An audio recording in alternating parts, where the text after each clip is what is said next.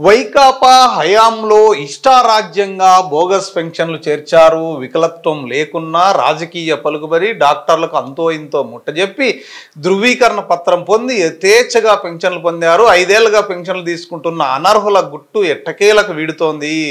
కూటమి ప్రభుత్వం వచ్చాక పెన్షన్ రెట్టింపు చేసింది. అసలైన దివ్యాంగులకు అందాలనే ఉద్దేశంతో అక్రమార్కుల నిగ్గు తేల్చే ప్రక్రియకు శ్రీకారం చుట్టారు.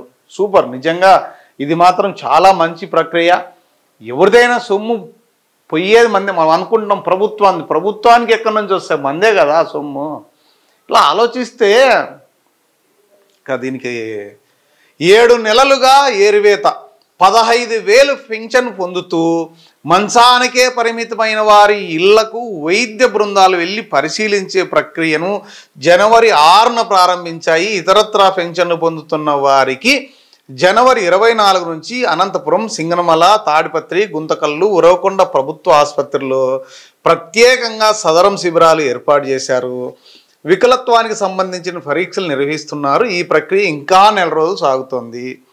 మన ఒక సంఘటన జరిగింది. గవర్నమెంట్ హాస్పిటల్లో టెస్టింగ్ పెట్టినారు లాస్ట్ 2 months బ్యాక్. కూడా నాకు సంబంధించిన మా ఊరోడు ఒకడు వచ్చినాడు. చెవుడు ఉందని సర్టిఫికేట్ అప్పట్లో ఇచ్చినారు. ఎంత 10,000 20,000 డబ్బులు ఇచ్చి. చెవుడు లేదు, ఏం లేదు. నేను వచ్చి అట్లా చెప్పన్నా ఏమన్నా తీసేస్తారేమో, నేనేం చెప్పేదా స్వామి, చెవుడు సార్ నాకు కూడా ఇస్తామని నువ్వు కూడా పెన్షన్ పెట్టుకొని. నేను పెట్టినప్పుడు ఏదైనా లైవ్లో ఉన్నప్పుడు ఎవరైనా ఫోన్ చేసినప్పుడు నాకు చెవుడు అని ఎట్లా ఫోన్ వినపడుతుంది కదా, బాగా మాట్లాడుతున్నా కదా, ఇట్లా పెట్టుకుంటావు, తప్పు కదా. అందుకని నాకు వద్దు స్వామి, ఆ డబ్బులు వద్దు, నాకు ఆ సర్టిఫికేట్ వద్దు అని చెప్పినాము. అది వేరే విషయము. పక్కన నాతో పాటు వచ్చిన నాకు చెప్పాను, ఎట్లా చెప్తాను, దగ్గరికి పోయి సన్నగా రే అంటే ఏనా చెప్పన్నా, వినపడుతుంది కదరా బాగా, నీకేందని ఏందో రాపించుకున్నాలేనా అంటే. ఇట్లా వాళ్ళు చాలామంది ఉన్నారు. వాళ్ళందరినీ ఎవరైతే చెవుడు సర్టిఫికేట్ ఎవరైతే ఇచ్చినారో వాళ్ళను దగ్గర పోయి పిలిస్తే టెస్ట్లు అవసరంలే, పేరు పెట్టి పిలిచి పలుకు చూసినాడంటే అయిపోయింది. ఇంకా టెస్ట్ అవసరం లేదు అక్కడ. ఇంకా డఫోళ్ళు ఎవరన్నా ఒకటి పీకితే వాడు గట్టిగా అరుస్తాడు, మన మీదకి తిడతాడు మాటలతో, అక్కడే అయిపోయింది అదే టెస్ట్. ఇంకా కొంతమంది చూపు కనపల్లే అది ఇది అనేటోళ్ళకి ఏదన్నా పాము ఏదన్నా బొమ్మ పాము తీసిపేస్తే ఆటోమేటిక్గా కళ్ళు కనపడతాయి. ఇంకా కుంటోన్ని ఏమన్నా ఏదో వాడిని కూడా భయపడితే పరిగెత్తుతాడు. ఇవన్నీ టెస్టులు ఈజీగా కనుక్కోవచ్చు. ఇవన్నీ ఇంత పెద్ద టెస్టులు చేయక్కర్లేదు. కానీ చాలామంది దొంగ సర్టిఫికేట్లు పెట్టుకొని చేస్తున్నారు. మరి ప్రభుత్వ సొమ్ము అంతా చాలా వృధా అవుతోంది. అనంత జిల్లాలో సదరం ధృవీకరణ పత్రాల తనిఖీకి హాజరు కావాలని నోటీసులు ఇచ్చినారు. చాలామంది జూలై 30 వరకు నిర్వహించిన రీఅసెస్మెంట్ శిబిరాలకు వైద్యుల ముందు హాజరు కాకుండా డుమ్మా కొట్టారు. దీంతో ఆగస్టు 1 నుంచి వారి పెన్షన్లు ఇవ్వకుండా నిలిపివేయాలని ఆదేశాలు వచ్చాయి.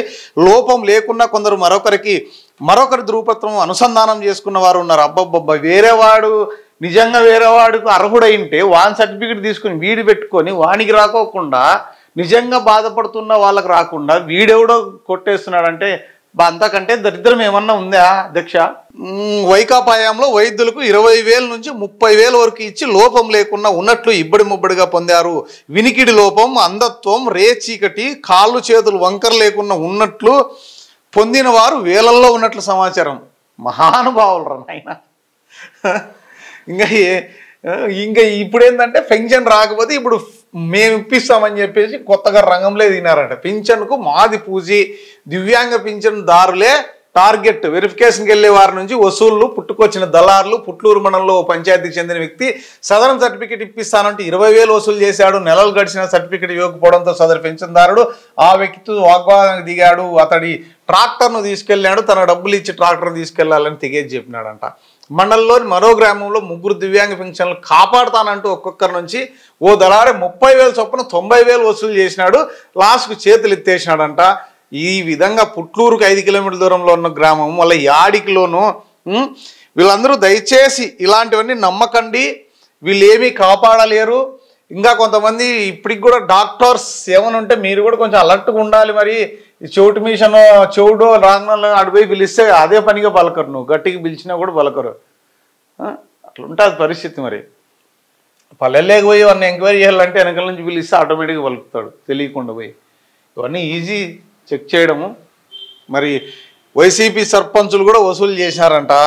డబ్బులు ఇచ్చి మోసపోకండి అంటూ మేడం గారు అలివేలమ్మ ఎంపీడీఓ పుట్లూరు ఎంపీడీఓ గారు చెప్తున్నారు. పింఛన్దారు దళాలు డబ్బులు ఇచ్చి మోసపోవద్దు, అర్హులకు పింఛన్లు తొలగించరు, సదరన్ సర్టిఫికెట్లు ఇప్పిస్తామని, పింఛన్లను నిలబెడతామంటూ దళారులు చెప్పే మాటలు పూర్తిగా అవాస్తవం. ఎవరైనా అలా వసూలు చేస్తుంటే మా దృష్టికి తీసుకురావాలి. ఆల్రెడీ ఈ వసూళ్ళన్నీ చేసినారు, అయిపోయినాయి, కథా కమామిషు.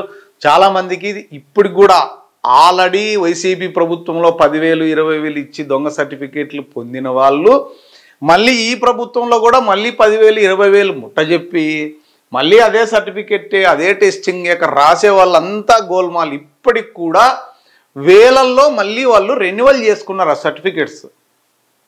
మరి దీన్ని ఎవరు కాపాడతారు? వెరిఫికేషన్, డాక్టర్స్ వెరిఫికేషన్ అవసరం లేదు. ఊర్లో వాళ్ళని అడిగితే చెప్తారు ఎవడిది ఏంది పరిస్థితి అని. దొంగ ఫంక్షన్లు ఎన్ని ఉన్నాయనేది ఊర్లో ఉన్న కూర్చోబెట్టుకొని కరోనా ఫంక్షన్లు ఎవరెవరికి వస్తారు ఆ లిస్టు తీసుకుంటే ఆ పేర్లు చెప్తే ఊర్లో వాళ్ళకే తెలుస్తుంది వీడు మూగోడా, వీడు చెవుటోడా, వీనికి కళ్ళు కనపడదా అని. అన్నీ తెలుసు, రాజకీయ నాయకులకు తెలుసు. మరి ఇవన్నీ అరికట్టాల్సిన బాధ్యత ఎవరిపైన ఉంది? యథా రాజా తథా ప్రజ.